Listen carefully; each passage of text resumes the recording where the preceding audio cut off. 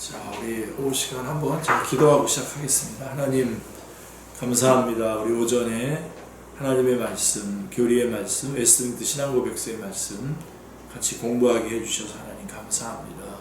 이 오후 시간에도 주님 함께하여 주시고 하나님 주시는 말씀 잘 깨달아 알게 해주시고 또 깨달은 말씀 잘 감당하게 해주시고 또 이 말씀들 하나님 삶 속에 적용해서 또 열매 맺어 하나님 앞에 영광 돌리게 하여 주시고 주님 오시는 날까지 전하고 증거하는 귀중한 말씀 되게 하여 주시옵소서. 아멘. 성령님 이 오후 시간에도 주님 함께 하여 주시기를 원하오며 주 예수 그리스도의 이름으로 기도드리옵나이다. 아멘.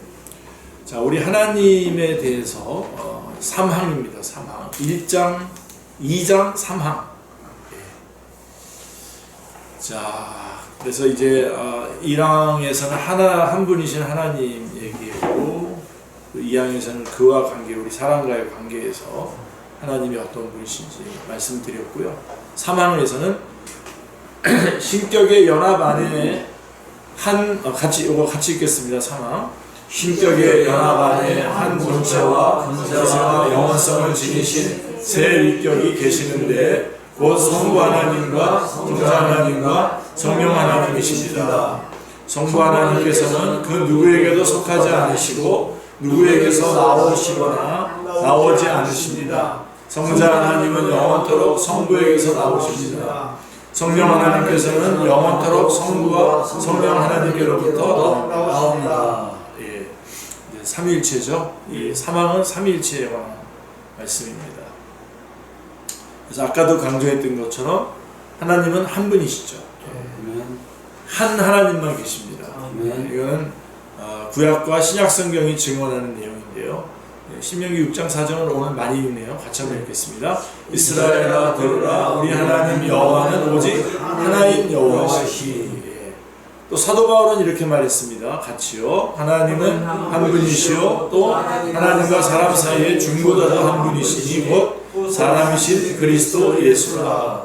네, 디모데전서 2장 5절도 유명한 구절입니다. 꼭 기억해 두시기 바라고요. 그래서 하나님 한 분이시다. 하나님은 한 분이시다라고 하는 것.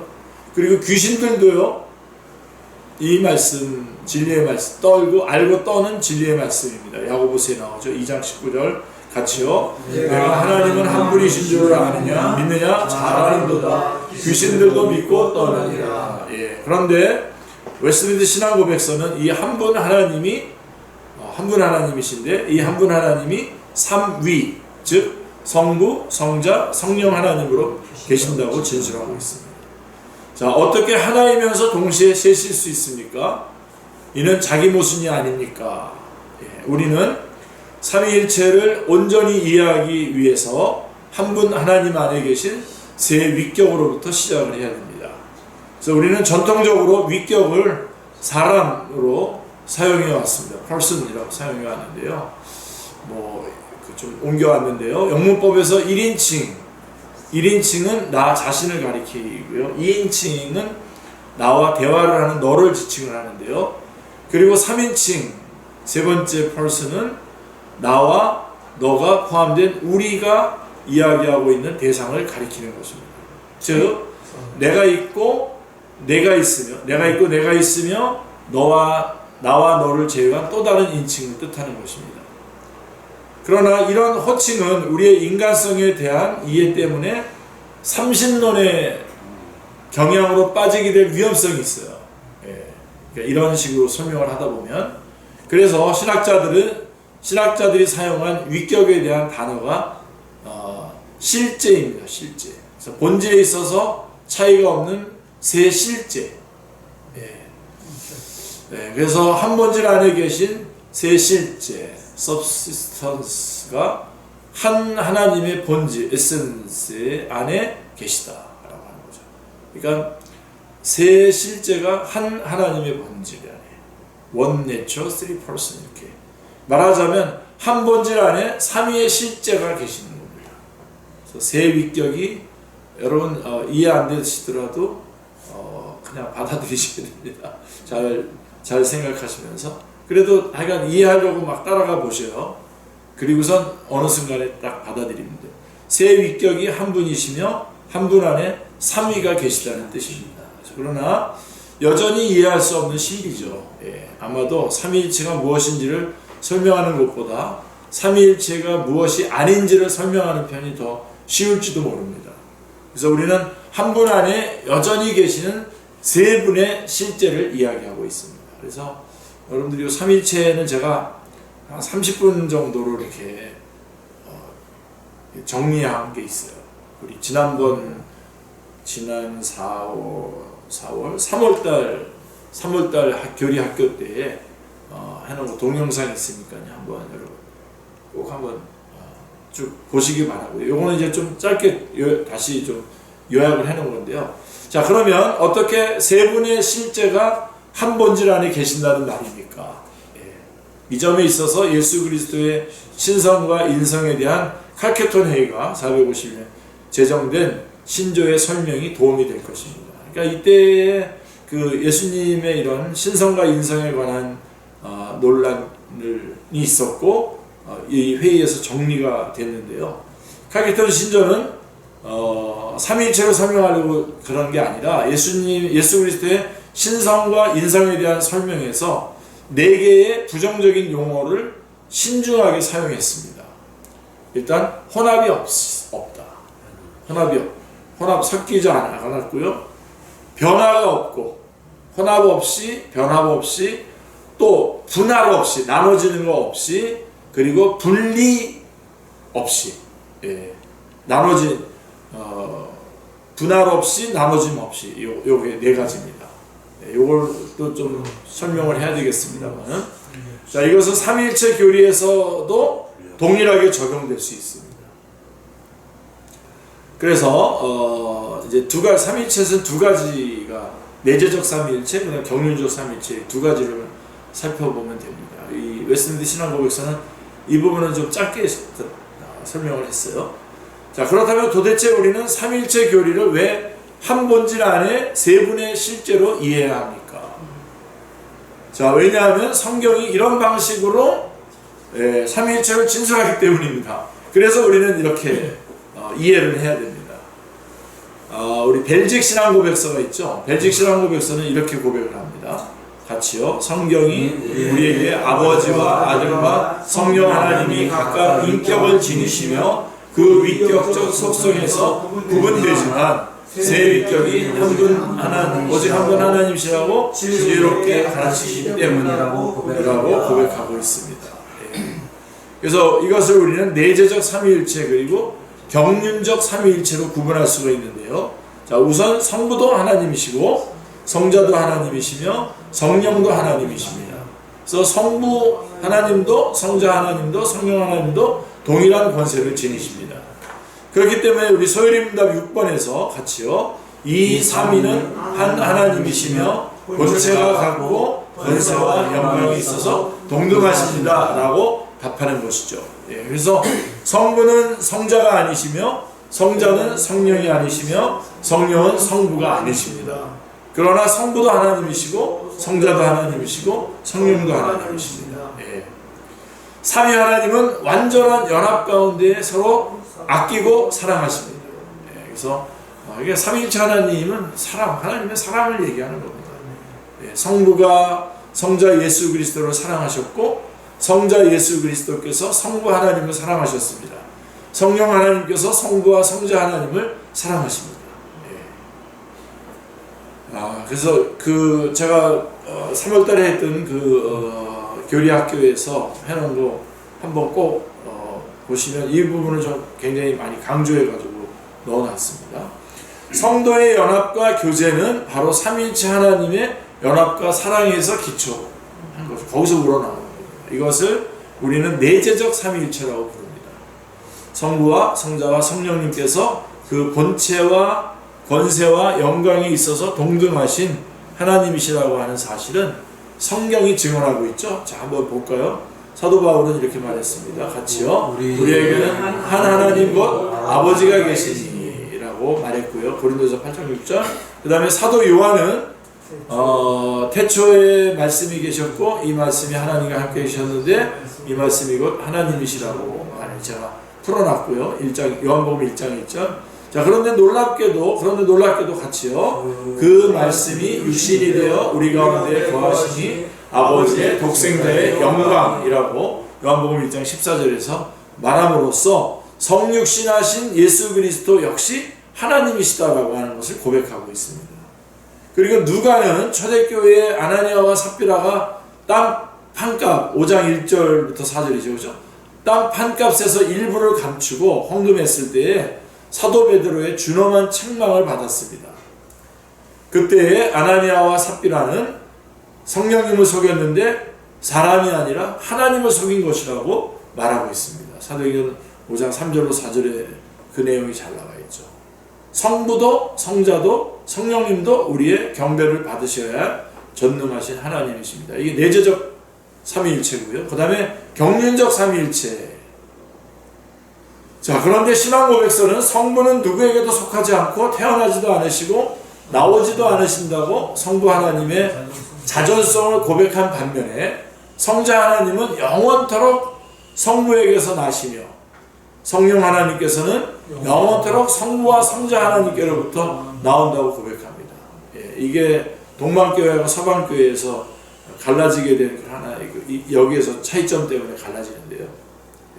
그거 설명할 시간은 없고요. 자, 그래서 이것을 이렇게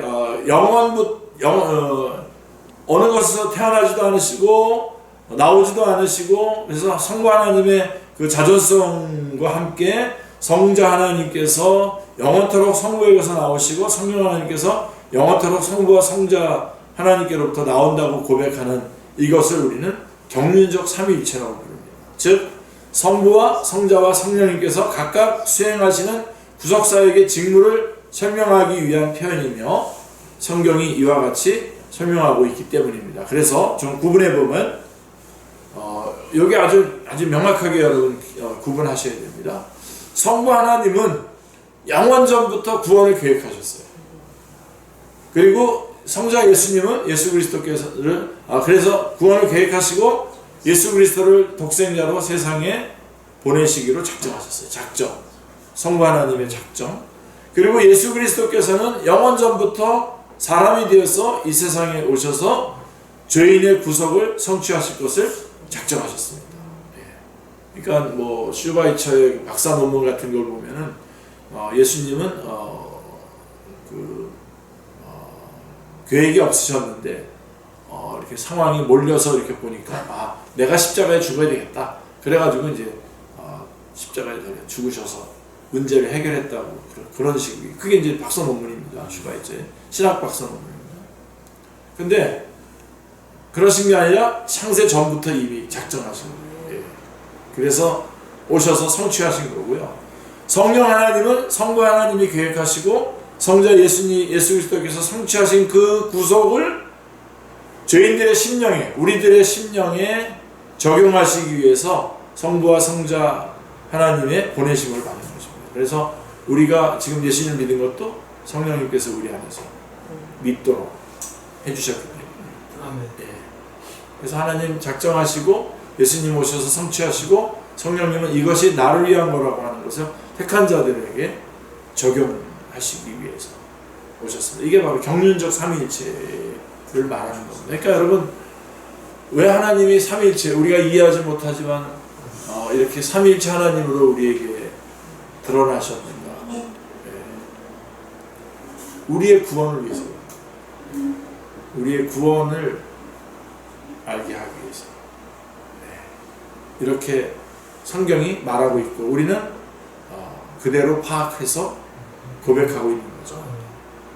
자, 하나님이 세상을 이처럼 사랑하사 독생자를 보내셨고요. 요한복음 3장 10절 사람이 되어 오신 예수 그리스도께서 요단강에서 세례를 받으시고 물에서 올라오실 때 하늘에서는 이는 내 사랑하는 아들이요 내 기뻐하는 자라고 하는 음성이 들렸어요.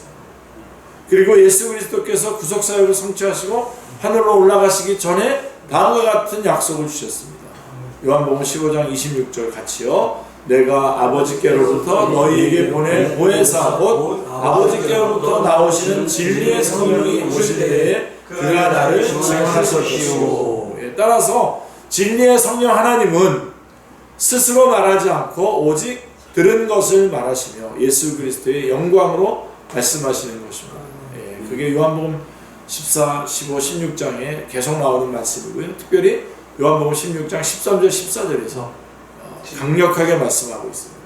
이것이 바로 경륜적 삼위일체의 핵심입니다. 그래서 프랑스 신앙고백서에 보면 위그노들이죠. 위그노의 신앙고백서가 잘 표현하고 있듯이 삼위일체 하나님은 같이요. 어떤 분이 처음이고 어떤 분이 나중이 되시는 그러한 분들이 아니십니다. 라고 분명하게 고백하고 있고요. 아까 아타나우스 신조 같은 경우도 이렇게 말합니다. 같이요. 삼위 자체가 일체이시고 일체 자체가 삼위이신 유일하신 하나님을 믿는 것입니다. 라고 삼위일체에 대해서 고백하고 있습니다. 따라서 성자께서 성부에게서 나오시고 성령님께서 성부와 성자 하나님에게서 나온다는 이 표현은 성자 하나님과 성령 하나님의 종속이나 열등을 의미하는 것이 아닙니다.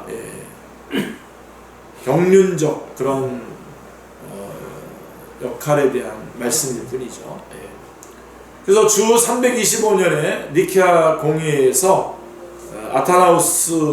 아타나시우스가 성자 종속소를 외쳤던 아리우스가 완전히 아리우스가 잘못된 말을 함으로써 아타나시우스가 제대로 이거를 세울 수 있었죠. 그래서 아리우스를 향해서 호모우시우스라고 외친 이유도 여기에 있는 것입니다.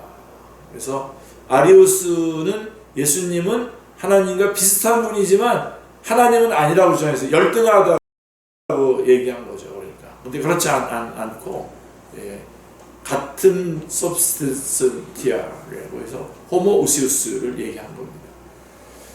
자, 그래서 아리우스는 예수님은 하나님과 비슷한 분이지만 하나님은 아니라고 주장했는데 이게 이제 이 아리우스 이런 주장들이 오늘날로 말하면 여호와 증인 같은 이런 사람들이 이런 주장을 해요.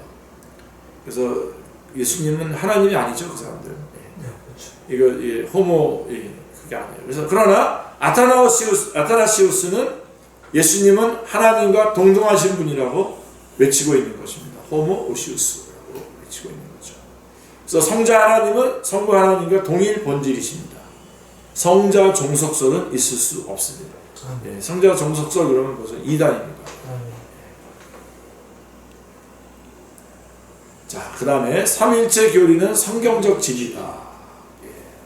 그래서 결국은 성경에서 증언하고 있는 거죠. 하나님과 거룩하신 삼일체에 관한 장을 마무리하면서 신약성경 두 구절을 살펴보는 것이 매우 중요한데요. 이 두 구절은 성경 도처에서 발견되는 내재적 삼위일체와 경륜적 삼위일체의 본질을 보여주고 있는 말씀입니다. 그 중에 아까도 우리 한건 전사님이 얘기한 것처럼 가서 아버지와 아들과 성령의 이름으로 세례를 가르쳐 지키게 하라 그랬던 그 말씀 얘기하시는 것처럼 바로 거기에 마태복음 28장 19절로 20절에 이 삼위 하나님이 이렇게 내재되어 있는 하나님, 삼위 하나님이 다 나타나시는 것, 경륜적 삼위 하나님이 이렇게 나타나시는 모습이 나옵니다. 우리 같이 한번 읽어보겠습니다. 그러므로 너희는 가서 모든 민족을 제자로 삼아 아버지와 아들과 성령의 이름으로 세례를 베풀고 내가 너희에게 분부한 모든 것을 가르쳐 지키게 하라. 볼지어다 내가 세상 끝날까지 너희와 항상 함께 있으리라 하시리라. 그래서 예수 그리스도께서는 제자들에게 모든 민족을 제자로 삼아 세례를 베풀라고 명령하셨는데 아버지와 아들과 성령님이라는 삼위 하나님을 언급하고 있습니다. 그런데 여러분 잘 보십시오. 아버지의 이름, 아들의 이름, 성령님의 이름들로가 아니라 뭐라고 되어 있습니까? 아버지와 아들과 성령님의 이름이라고 하는 단수로 사용되고 있어요. 단수로. 그래서 성부, 성자, 성령 하나님의 한 분의 이름으로 세례를 주라는 것입니다. 내재적 삼위일체와 경륜적 삼위일체 모두를 내포하고 있는 말씀입니다. 또 다른 하나는 고린도 교회 기억나시죠? 고린도 교회 그 축복 향한 사도 바울의 복의 선언 13장 13절이죠. 고린도후서 13장 13절 같이 읽겠습니다. 주 예수 그리스도의 은혜와 하나님의 사랑과 성령의 교통하심이 너희 우리와 함께 있을지어다. 그러니까 여러분들도 이 고린도후서 13장 13절을 읽으시면서 축복하면 돼요. 축복하면 되는데 자, 여기서도 사도 바울은 삼위이시며 동시에 일체이신 하나님의 이름으로 복을 선포합니다. 그런데 그 복은 예수 그리스도의 은혜, 하나님의 사랑, 성령님의 교통하심의 복입니다. 그래서 항상 이게 같은 거예요. 하나님의 사랑, 예수 그리스도의 은혜, 성령님의 교통, 커뮤니케이션, 소통해 우리 안에 적용시켜 주시고 우리를 알게 해주시고 이해해 주시고 하는 그 성령님의 역할입니다. 성부와 성자와 성령 하나님의 각각의 구성 사역의 내용을 대표적으로 언급한 것이죠. 이 13장 13절에서 주 예수 그리스도는 실로 죄인들에게 구원의 은혜를 베푸셨습니다. 그리고 하나님 아버지는 죄인들에게 크신 사랑을 부어주셨습니다. 그리고 성령 하나님께서는 하나님 아버지와 예수 그리스도의 사랑과 은혜를 우리에게 적용하시고 우리 것이 되게 해주셨습니다. 그러니까 얼마나 귀중합니까? 이렇게 나의 구원을 위해서 삼위 하나님께서 다 역사해 주십니다. 그렇게 해서 받은 구원인데 우리가 허투루 보내면 안 되겠죠. 성도는 바로 이런 삼위 하나님의 놀라우신 구원의 은혜를 받은 존재입니다. 그러므로 삼위일체 교리는 어떤 사변적인 교리가 아니라 우리 죄인들의 심장을 뛰게 만드는 놀라운 교리입니다. 이 삼위일체 교리를 모르면 그리스도인이 아닙니다. 성경 전체는 한 분 하나님에 관한 교리로 충만합니다.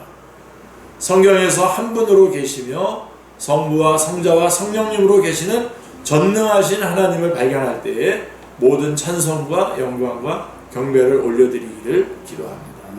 그래서 거룩하신 하나님, 전능하시고 하나님의 성품, 우리와의 관계, 그리고 삼위일체 하나님이신 것을 통해서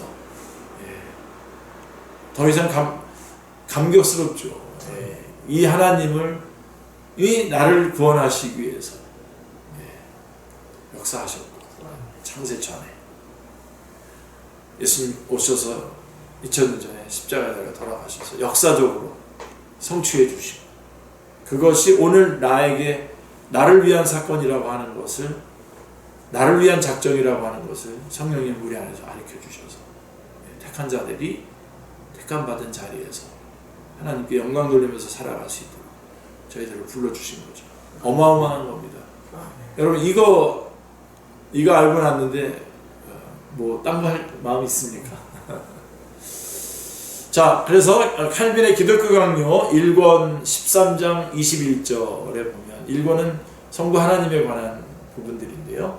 13장 21절 우리 이거 같이 한번 읽겠습니다. 잘 천천히 보면서요. 하나님을 탐구할 때에 그의 거룩한 말씀 외에 어떤 것도 마음속에 두지 말고 그의 말씀이 선행하지 않는 것은 그 무엇이라도 그에 대한 것이라고 생각하지 말며 그 말씀으로부터 취해진 것이 아니면 어떤 것도 말하지 말자. 이해하기 어렵지만 한 신성 안에 아버지와 아들과 성령의 구별이 있을진데 그것이 어떤 뛰어난 식자들에게 유익을 주기보다 수고와 고통을 더한다면 사람의 마음은 호기심에 사로잡힐 때에 미궁에 빠져들어가게 된다는 점을 그들로 하여금 기억하게 하자. 그리하여 그들이 비록 이 비밀의 정점에는 이를 수 없을 것이나 하늘에서 포고되는 말씀에 의해서 다스림을 받도록 하자. 받아들이자. 문병호 목사님 여기입니다. 그래서 그까지 하나님에 관한 부분 나눴고 이제 작정으로 넘어갑니다.